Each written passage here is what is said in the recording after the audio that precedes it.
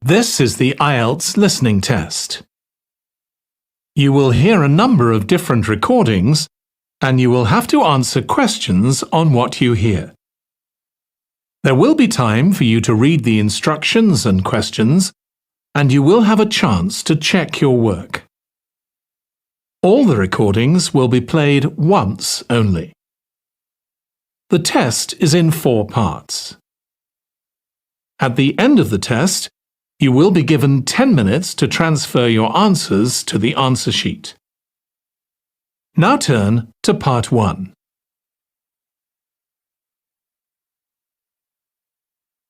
Part 1. You will hear a woman phoning a friend to get information about a job agency. First, you have some time to look at questions 1 to 5.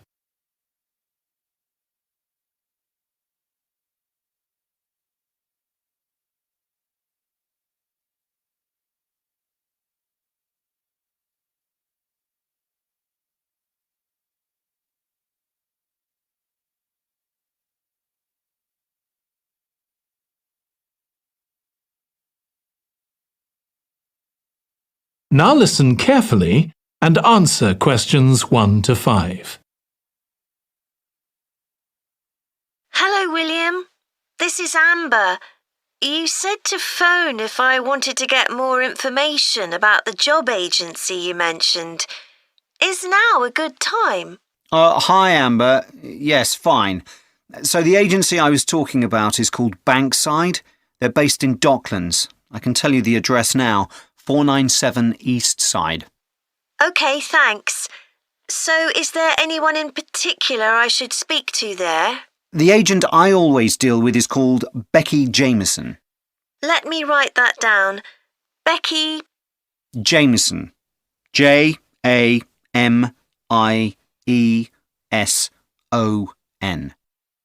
Do you have her direct line? Yes, it's in my contacts somewhere. Right, here we are. 07866 510 333. I wouldn't call her until the afternoon if I were you. She's always really busy in the morning trying to fill last-minute vacancies. She's really helpful and friendly, so I'm sure it would be worth getting in touch with her for an informal chat. It's mainly clerical and admin jobs they deal with, isn't it? That's right. I know you're hoping to find a full-time job in the media eventually, but Becky mostly recruits temporary staff for the finance sector, which will look good on your CV and generally pays better too. Yeah, I'm just a bit worried because I don't have much office experience. I wouldn't worry. They'll probably start you as a receptionist or something like that. So what's important for that kind of job isn't so much having business skills or knowing lots of different computer systems. It's communication that really matters, so you'd be fine there. And you'll pick up office skills really quickly on the job. It's not that complicated. OK, good. So how long do people generally need temporary staff for? It would be great if I could get something lasting at least a month. That shouldn't be too difficult.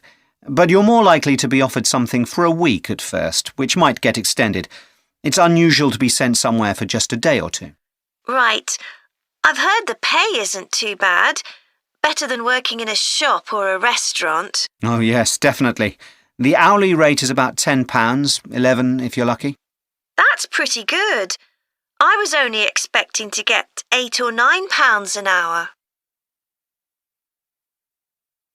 Before you hear the rest of the conversation, you have some time to look at questions 6 to 10.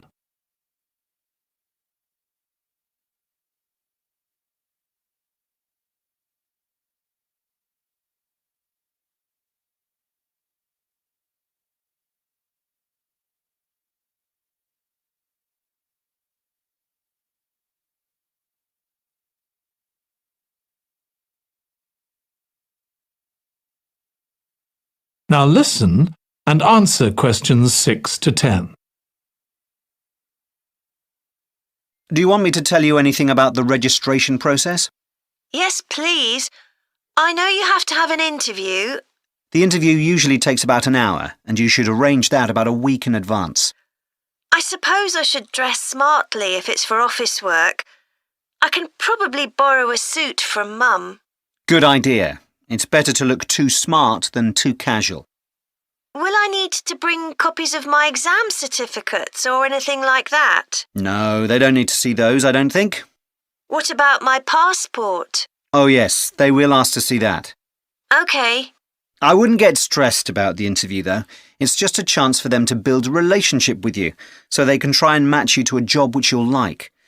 So there are questions about personality that they always ask candidates, fairly basic ones, and they probably won't ask anything too difficult, like what your plans are for the future.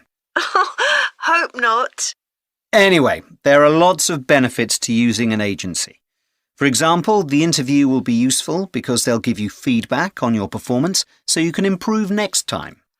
And they'll have access to jobs which aren't advertised. Exactly. Most temporary jobs aren't advertised. And I expect finding a temporary job this way takes a lot less time. It's much easier than ringing up individual companies. Yes, indeed. Well, I think I've covered everything. That is the end of part 1. You now have 1 minute to check your answers to part 1.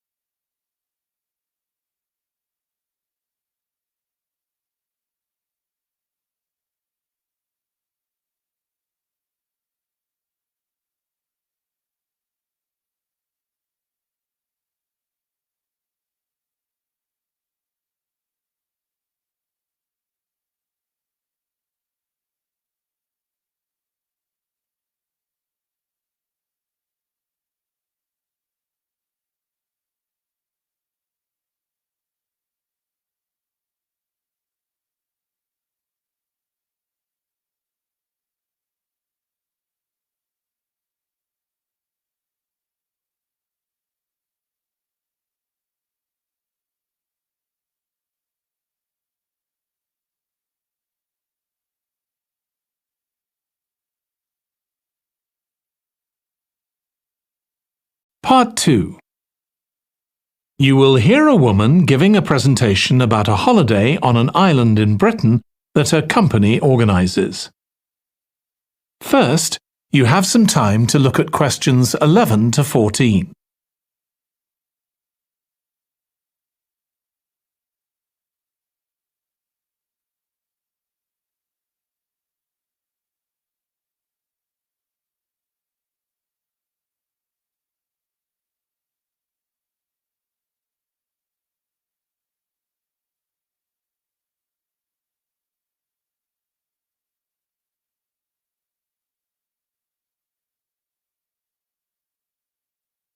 Now listen carefully and answer questions 11 to 14.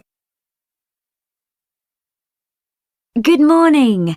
My name's Erica Matthews, and I'm the owner of Matthews Island Holidays, a company set up by my parents. Thank you for coming to this presentation, in which I hope to interest you in what we have to offer. We're a small family-run company, and we believe in the importance of the personal touch. So we don't aim to compete with other companies on the number of customers. What we do is build on our many years' experience, more than almost any other rail holiday company, to ensure we provide perfect holidays in a small number of destinations, which we've got to know extremely well. I'll start with our 6-day Isle of Man holiday. This is a fascinating island in the Irish Sea, with Wales to the south, England to the east, Scotland to the north, and Northern Ireland to the west. Our holiday starts in Heysham, where your tour manager will meet you. Then you'll travel by ferry to the Isle of Man. Some people prefer to fly from Luton instead, and another popular option is to go by train to Liverpool and take a ferry from there. You have 5 nights in the hotel, and the price covers 5 breakfasts and dinners and lunch on the 3 days when there are organised trips. Day 4 is free, and most people have lunch in a cafe or restaurant in Douglas. The price of the holiday includes the ferry to the Isle of Man, all travel on the island, the hotel, and the meals I've mentioned. Incidentally, we try to make booking our holidays as simple and fair as possible. So, unlike with many companies, the price is the same whether you book 6 months in advance or at the last minute, and there's no supplement for single rooms in hotels. If you make a booking, then need to change the start date, for example because of illness, you're welcome to change to an alternative date or a different tour for a small administrative fee. Before you hear the rest of the talk, you have some time to look at questions 15 to 20.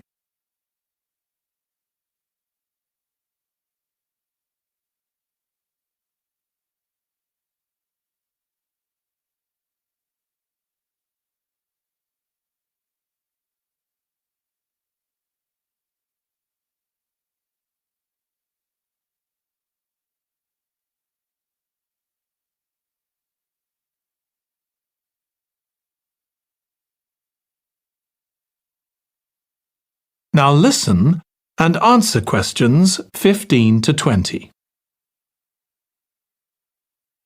Okay, so what does the holiday consist of? Well, on day 1, you'll arrive in time for a short introduction by your tour manager, followed by dinner in the hotel. The dining room looks out at the river, close to where it flows into the harbour, and there's usually plenty of activity going on. On day 2, you'll take the coach to the small town of Peel, on the way calling in at the Tynwald exhibition. The Isle of Man isn't part of the United Kingdom, and it has its own parliament called Tynwald. It's claimed that this is the world's oldest parliament that's still functioning, and that it dates back to 979. However, the earliest surviving reference to it is from 1422, so perhaps it isn't quite as old as it claims. Day 3, we have a trip to the mountain Snaefell. This begins with a leisurely ride along the promenade in Douglas in a horse-drawn tram. Then you board an electric train which takes you to the fishing village of Laxey. From there, it's an 8-kilometre ride in the Snaefell Mountain Railway to the top. Lunch will be in the cafe, giving you spectacular views of the island. Day 4 is free for you to explore, using the pass which we'll give you. So you won't have to pay for travel on local transport or for entrance to the island's heritage sites. Or you might just want to take it easy in Douglas and perhaps do a little light shopping. The last full day, day 5, is for some people the highlight of the holiday, with a ride on the steam railway from Douglas to Port Erin. After some time to explore, a coach will take you to the headland that overlooks the Calf of Man, a small island just off the coast. From there, you continue to Castletown, which used to be the capital of the Isle of Man and its medieval castle. And on day 6, it's back to the ferry, or the airport if you flew to the island, and time to go home. Now, I'd like to tell you a bit more. That is the end of part 2. You now have 30 seconds to check your answers to part 2.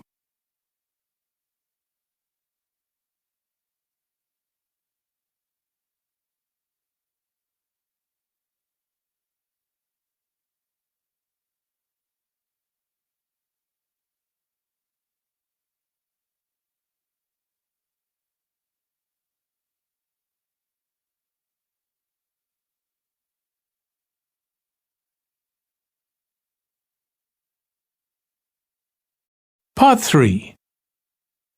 You will hear 2 psychology students discussing the effects of the order in which the children in a family are born. First, you have some time to look at questions 21 to 26.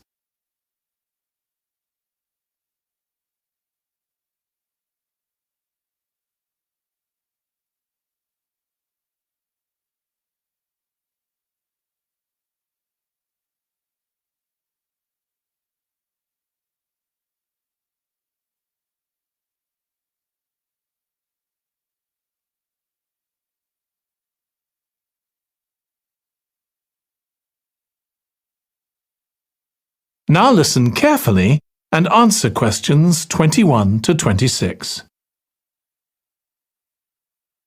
Ed, how are you getting on with the reading for our presentation next week? Well, okay, Ruth, but there's so much of it. I know. I hadn't realised birth order was such a popular area of research. But the stuff on birth order and personality is mostly unreliable. From what I've been reading, a lot of the claims about how your position in the family determines certain personality traits are just stereotypes, with no robust evidence to support them. OK, but that's an interesting point. We could start by outlining what previous research has shown. There are studies going back over 100 years. Yeah, so we could just run through some of the typical traits. Like the consensus seems to be that oldest children are generally less well-adjusted because they never get over the arrival of a younger sibling. Right, but on a positive note, some studies claim that they were thought to be good at nurturing. Certainly in the past, when people had large families, they would have been expected to look after the younger ones. There isn't such a clear picture for middle children, but one trait that a lot of the studies mention is that they are easier to get on with than older or younger siblings. Generally eager to please and helpful, although that's certainly not accurate as far as my family goes. My middle brother was a nightmare, always causing fights and envious of whatever I had. As I said, none of this seems to relate to my own experience. I'm the youngest in my family, and I don't recognise myself in any of the studies I've read about. I'm supposed to have been a sociable and confident child who made friends easily, but I was actually terribly shy. Really? That's funny. There have been hundreds of studies on twins, but mostly about nurture versus nature. There was one on personality which said that a twin is likely to be quite shy in social situations because they always have their twin around to depend on for support. My cousins were like that when they were small. They were only interested in each other and found it hard to engage with other kids. They're fine now, though. Only children have had a really bad press. A lot of studies have branded them as loners who think the world revolves around them because they've never had to fight for their parents' attention. That does seem a bit harsh. One category I hadn't considered before was children with much older siblings. A couple of studies mentioned that these children grow up more quickly and are expected to do basic things for themselves, like getting dressed. I can see how that might be true, although I expect they're sometimes the exact opposite, playing the baby role and clamouring for special treatment. Before you hear the rest of the discussion, you have some time to look at questions 27 to 30.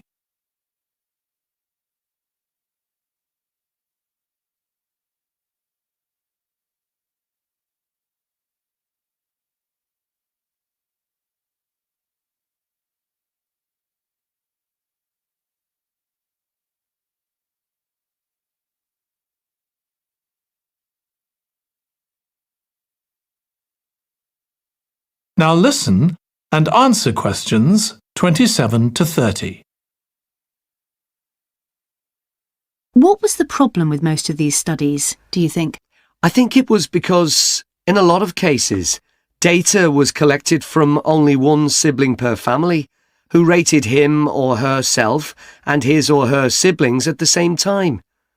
Some of the old research into the relationship between birth order and academic achievement has been proved to be accurate, though. Performances in intelligence tests declined slightly from the eldest child to his or her younger siblings. This has been proved in lots of recent studies. Yes, although what many of them didn't take into consideration was family size. The more siblings there are, the likelier the family is to have a low socio-economic status, which can also account for differences between siblings in academic performance. The oldest boy might be given more opportunities than his younger sisters, for example. Exactly. But the main reason for the marginally higher academic performance of oldest children is quite surprising, I think. It's not only that they benefit intellectually from extra attention at a young age, which is what I would have expected. It's that they benefit from being teachers for their younger siblings by verbalising processes. Right. and this gives them status and confidence, which again contributes in a small way to better performance. So, would you say sibling rivalry has been a useful thing for you? I think so. My younger brother was incredibly annoying, and we fought a lot, but I think this has made me a stronger person. I know how to defend myself. We had some terrible arguments, and I would have died rather than apologise to him. But we had to put up with each other, and most of the time we coexisted amicably enough. Yes, my situation was pretty similar. But I don't think having two older brothers made me any less selfish. I was never prepared to let my brothers use any of my stuff. That's perfectly normal, whereas sometimes... That is the end of part 3. You now have 30 seconds to check your answers to part 3.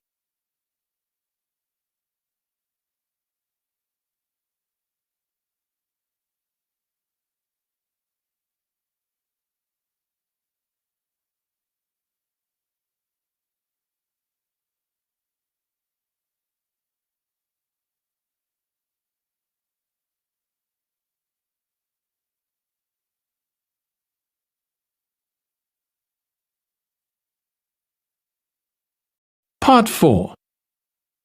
You will hear a student giving a presentation about a type of tree known as the Eucalyptus, which is common in Australia. First, you have some time to look at questions 31 to 40.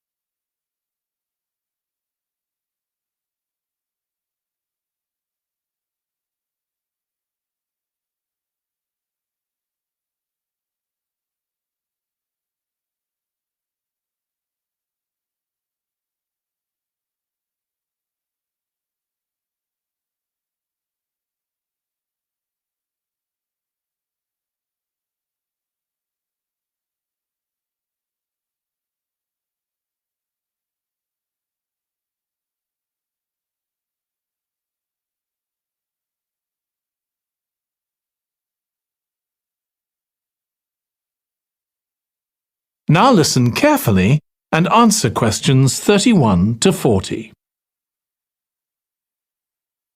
Today, I'm going to talk about the eucalyptus tree. This is a very common tree here in Australia, where it's also sometimes called the gum tree. First, I'm going to talk about why it's important. Then I'm going to describe some problems it faces at present. Right, well, the eucalyptus tree is an important tree for lots of reasons. For example, it gives shelter to creatures like birds and bats, and these and other species also depend on it for food, particularly the nectar from its flowers. So it supports biodiversity. It's useful to us humans too, because we can kill germs with a disinfectant made from oil extracted from eucalyptus leaves. The eucalyptus grows all over Australia, and the trees can live for up to 400 years. So it's alarming that all across the country, numbers of eucalyptus are falling because the trees are dying off prematurely. So, what are the reasons for this? One possible reason is disease. As far back as the 1970s, the trees started getting a disease called Mundula yellows. The tree's leaves would gradually turn yellow, then the tree would die. It wasn't until 2004 that they found the cause of the problem was lime, or calcium hydroxide, to give it its proper chemical name, which was being used in the construction of roads. The lime was being washed away into the ground and affecting the roots of the eucalyptus trees nearby. What it was doing was preventing the trees from sucking up the iron they needed for healthy growth. When this was injected back into the affected trees, they immediately recovered. But this problem only affected a relatively small number of trees. By 2000, huge numbers of eucalyptus were dying along Australia's east coast of a disease known as bell miner-associated dieback. The bell miner is a bird, and the disease seems to be common where there are high populations of bell miners. Again, it's the leaves of the trees that are affected. What happens is that insects settle on the leaves and eat their way round them, destroying them as they go, and at the same time they secrete a solution which has sugar in it. The bell miner birds really like this solution, and in order to get as much as possible, they keep away other creatures that might try to get it. So these birds and insects flourish at the expense of other species, and eventually so much damage is done to the leaves that the tree dies.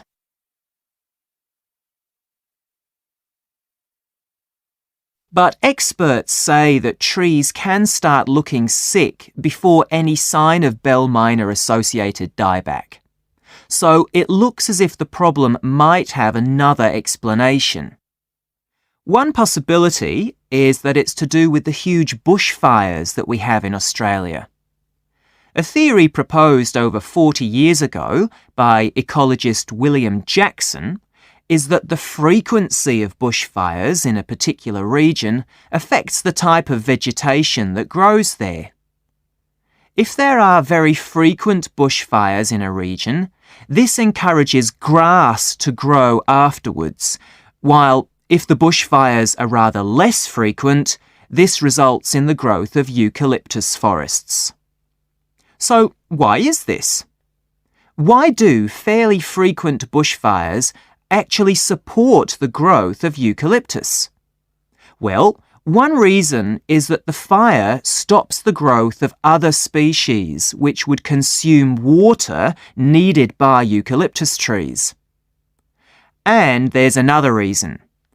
If these other quick-growing species of bushes and plants are allowed to proliferate, they harm the eucalyptus in another way by affecting the composition of the soil and removing nutrients from it.